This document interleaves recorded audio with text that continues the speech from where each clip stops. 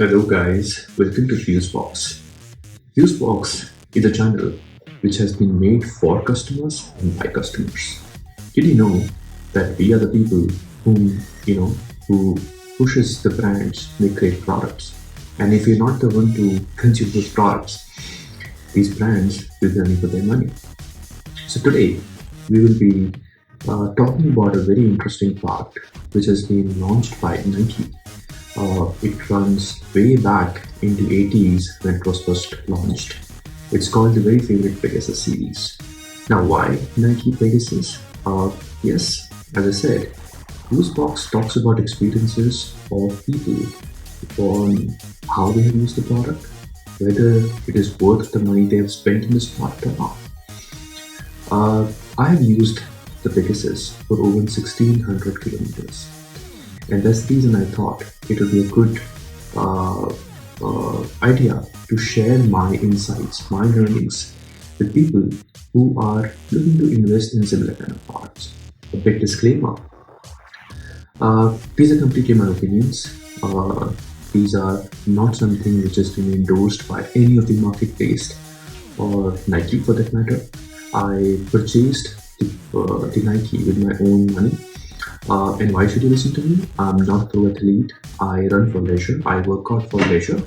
My usual mining average has been about 40 to 45 kilometers a week, which typically comprise of few short runs, ranging from 3K to about 7K, maxing up to about 21.1 like a half marathon distance. Have I used the shoe in continuity? I've used the shoe in rotation, with a New Balance, but I thought that the shoe has really stood the test of times, which closely falls in line with what we are trying to talk about, that is fine grade products who have stood the test of times and who delivers every penny of the money spent by customers, and more importantly have a strong customer recall. So before we talk about what has been my experience, a bit about history.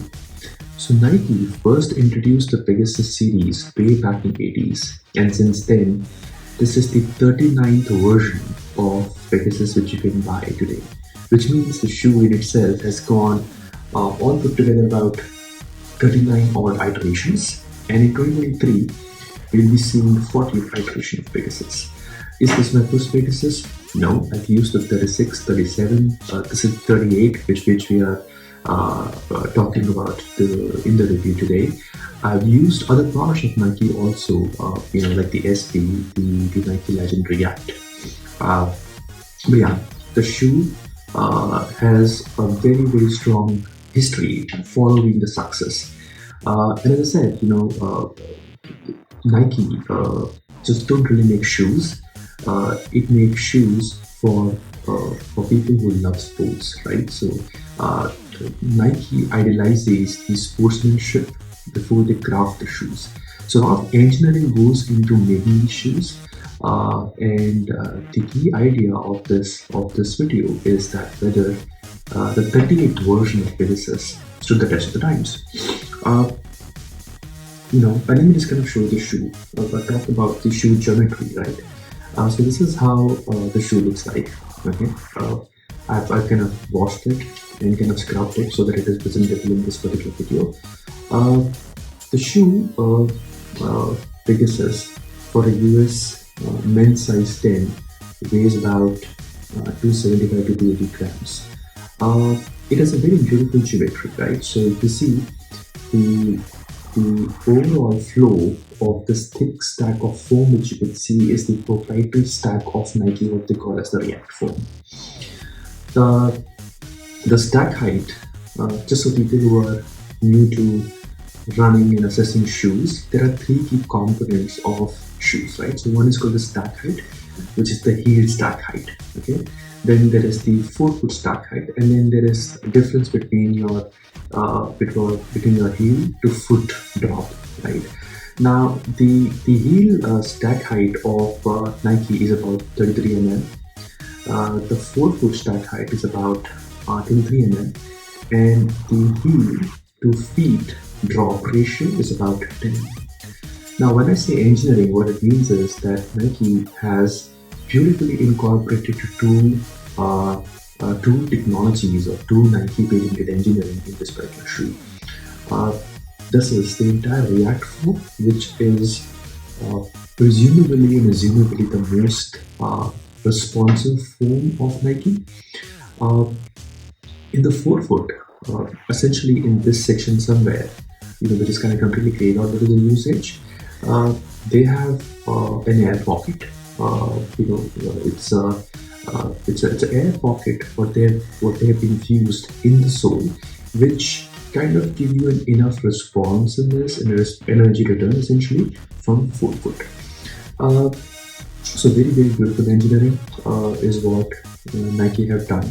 It has a breathable mesh fabric, which totally holds the test of the times. How have I used the shoe? As I said, that my journey of using the shoe, uh, it's been a little over a year now. I bought the shoe in October of 21, and all put together in this last year, I have clocked about 2,000 odd kilometers. As I said, that I've used the shoe in rotation, which means I do not really have only Nike. I try to rotate the shoe as a part of my training regime. Uh, in this over 1,600 kilometers, roughly about 80% of my mileage has been on running, and the 20% of my mileage has been on walking. Now, what it means is, as I said, I've been training for a lot of half marathons. In past few months, I have run uh, three half marathons, numerous 10Ks and 5Ks. So as I pointed out earlier, that my average mileage for a week is about 45 and 55 upwards on peak days. So that has been my mileage for the shoe. But yeah, this shoe has stood the ground for about 1,600 kilometers plus. So what it means is that from my perspective, I try and kind of give three key measures, from a scoring point of view. One is the comfort score. So I think the shoe has been very, very, very comfortable. As I said, that the combination of React and the air zone pocket on forefront is a good combination of comfort and, I would say, fair to mid cushion. Now, why fair to mid cushion? So I did review and I did kind of go through a lot of video reviews and a lot of blogs where people have claimed it to be the most cushioned shoe. But I somehow found that 37 was much better compared to 38. Now, what it means is that if you're using the shoe for longer distances, when I'm saying longer, I'm talking about a long mileage of 10K upwards. What really happens is, and this is something which I've been facing right from the day when I ran my first long distance in this shoe, which was somewhere in the month of November 21. After 9K mark, you start to feel that the air pocket isn't really responsive enough, and it isn't really taking a load much. So you feel that your feet is actually actually hitting the sole of the shoe. And this curve portion is something which you can feel as an impression, as an embossed impression as you are running on your feet. However, for smaller distances like 5K, 6K, 7K, the shoe holds good. In the early, the shoe is going to drop fresh. It's not that responsive, but as you use, the shoe becomes a delight to run into, right? Uh, uh, and just for records, my height is about 5'8" and my weight is about 74 kgs. So it has stood the time, well. So on the rate of comfort, as I said, it has a snug fit. Very strong lacing system. It tends to kind of loosen up a little bit. You have to kind of double tie the laces. The tongue is also very well placed. The heel socket always keeps your heel in shape, so there is no fumbling. It's a very balanced ride. So on comfort scale, I give the shoe a 7 on 10. I would have preferred a consistent level of cushion performance and the energy return and the responsiveness throughout the ride. But that's where 38 is not the preferred choice if you're looking for a cushion ride all through. But yeah, if you're using for walking, a general, like covering small distances, great shoe. Durability score, as you can see, the shoe is already 1600 kilometers plus and still holding the test of times. Now, if I can just show you a bit of a wear and tear, if it is clearly visible, I'm not very sure the camera can do justice. The insole or the inner lining of the shoe is definitely having some major wear and tear. Apart from that, the threads of the shoe are kind of lightened up at the forefoot section. The heel counter is kind of now I can see the react from visible up here. The trails are kind of lighter, and this is in both the shoes. If you can have a look at both the shoes, it's the same. But still, not even a single thread gone, not even a single flake of rubber chipping off. Not a single tear. So I think on a durability, it's a shoe which lasts long. So 10 on 10 to Nike for building an awesome product. And have a strong engineering in place. A definitely recommended shoe for durability score. There were some chips by the way here because of the usage. I used the super glue to have it back in shape. So yeah, I think a good 10 on 10 comfort score, a decent wear and tear.